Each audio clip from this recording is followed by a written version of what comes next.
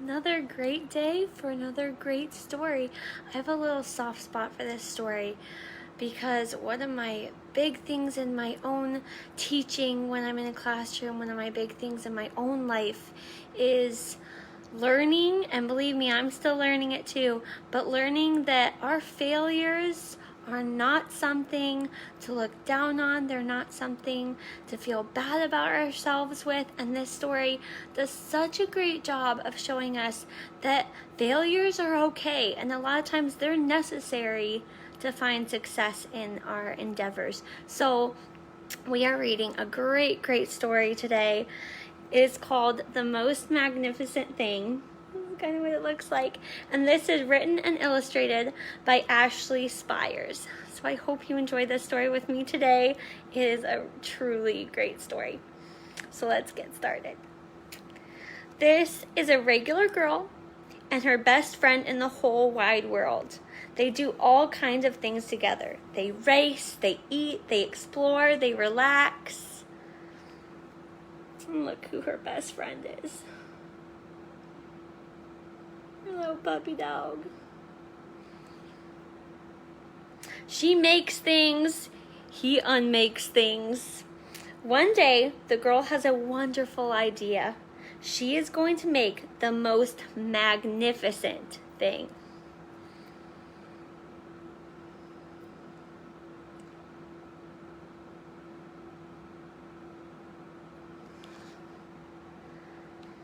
She knows just how it will look. She knows just how it will work.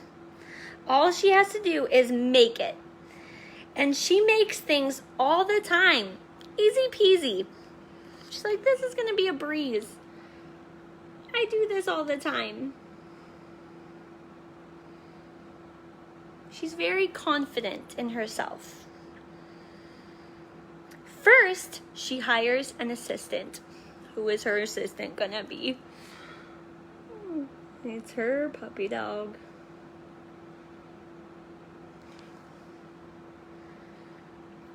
Next, they gather their supplies. They set up somewhere out of the way and get to work.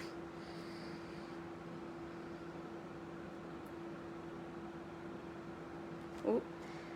And this is part of a bigger picture.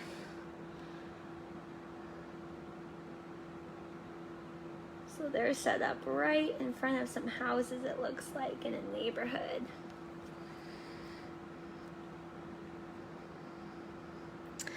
The girl tinkers and hammers and measures, while her assistant pounces and growls and chews.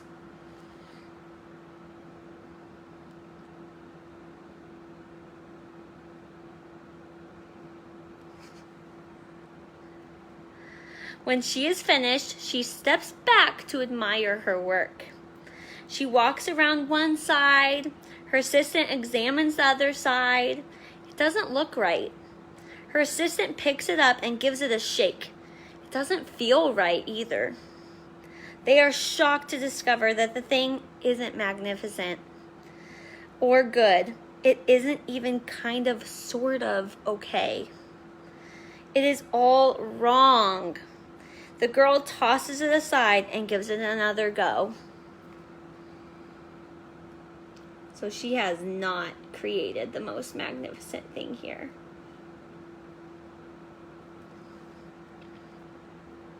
She smooths and wrenches and fiddles. Her assistant circles and tugs and wags. He sounds very helpful, doesn't he? What a good assistant.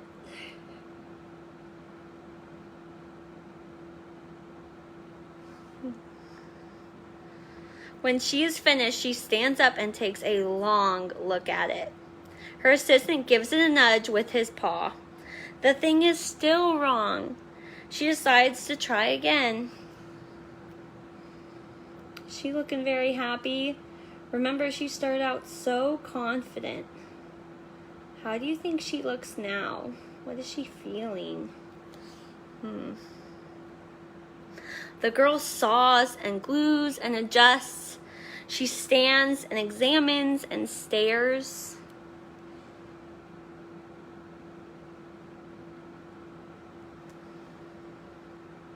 She twists and tweaks and fastens. She fixes and straightens and studies. So she is putting a lot of work into this most magnificent thing, isn't she?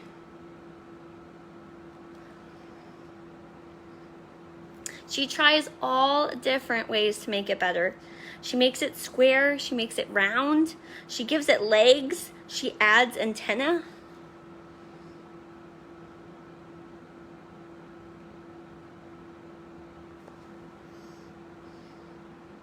She makes it fuzzy, she makes it long, short, rough, smooth, big, small. One even smells of stinky cheese, but none of them are magnificent. This little girl is trying everything.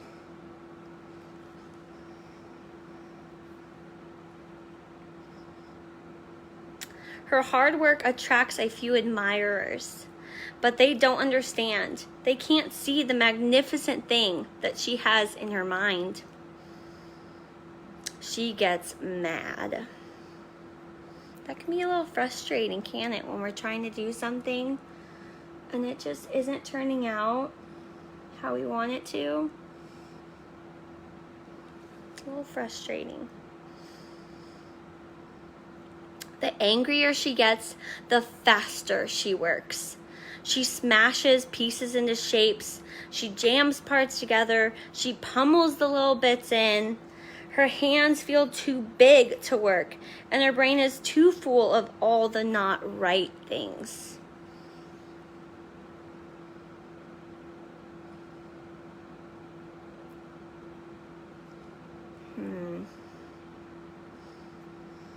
If only the thing would just work. So she is not in a very good headspace. She's getting frustrated and mad. And we don't do very good work when we're frustrated or mad. Crunch. Oh no.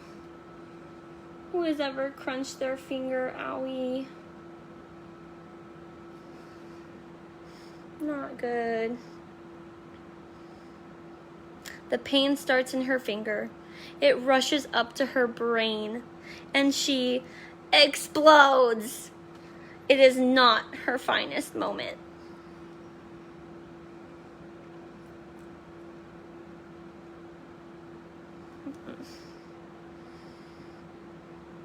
I'm no good at this. I quit. Oh man. Her assistant suggests a walk.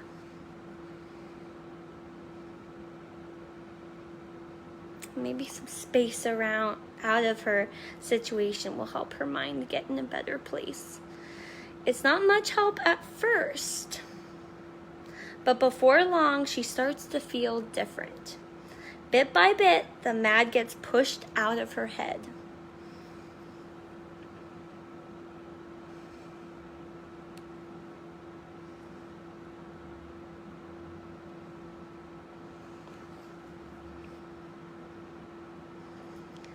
As they stroll along, she comes across the first wrong thing she made. The bad feelings are about to start all over again. Oh no. Then she notices something surprising. What do you think she's going to notice? Look at that line of all her things. She has been working so hard. There are some parts of the wrong things that are really quite right. The bolts on one, the shape of another, the wheel to seat ratio of the next. There are all sorts of parts that she likes. And this shows you the whole big line. Oh my gosh. She's been working so hard.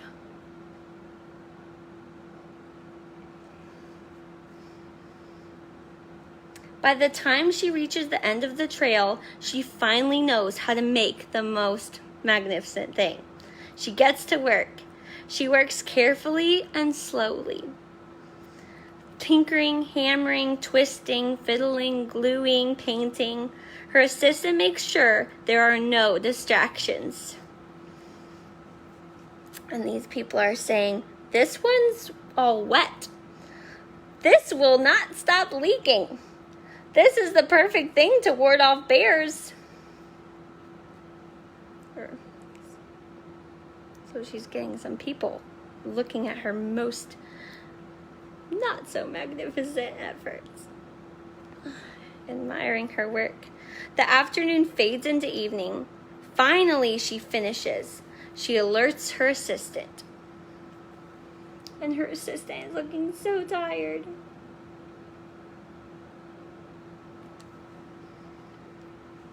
The pair take a good long look. It leans a little to left, and it's a bit heavier than expected. The color could use a bit of work too, but it's just what she wanted. They climb aboard and take it for a spin. They are not disappointed. It really is the most magnificent thing. And look what she finally created. How fun is that?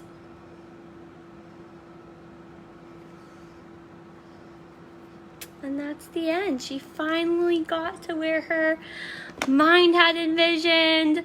Through all of those efforts, she even quit at some point, and she was so frustrated. And I just want to remind you, friends, from this story, sometimes you have to step back. That's the best thing we could do. If we start feeling our heads getting to a frustrated place, if we start not feeling okay about what we're doing, but what we're trying, don't give up. Sometimes you just need to step back, get a change of scenery, take a deep breath, and you will see, once you look at your failures in this new mindset, how to make something successful. These failures are failures for a reason. They help us learn what we're doing right, what still needs to tinker. You notice how with all her inventions, she saw something great in every single one of them and had to put them together. And we can't see that until we step back. Failures are there to remind us how far we've come and help continue to grow and to do those magnificent things. So take your failures with smiles and with, yes, I failed, but I'm going to use that to succeed, and I'm going to use that to keep pushing forward. And always know that it's okay to step back and take a break, but don't use your failures as an excuse to quit, because that is never a good thing, because you are capable of making magnificent things. So I hope you enjoyed this story with me today. I love this story, and I will see you for our next story time. Bye, friends. Have a great day.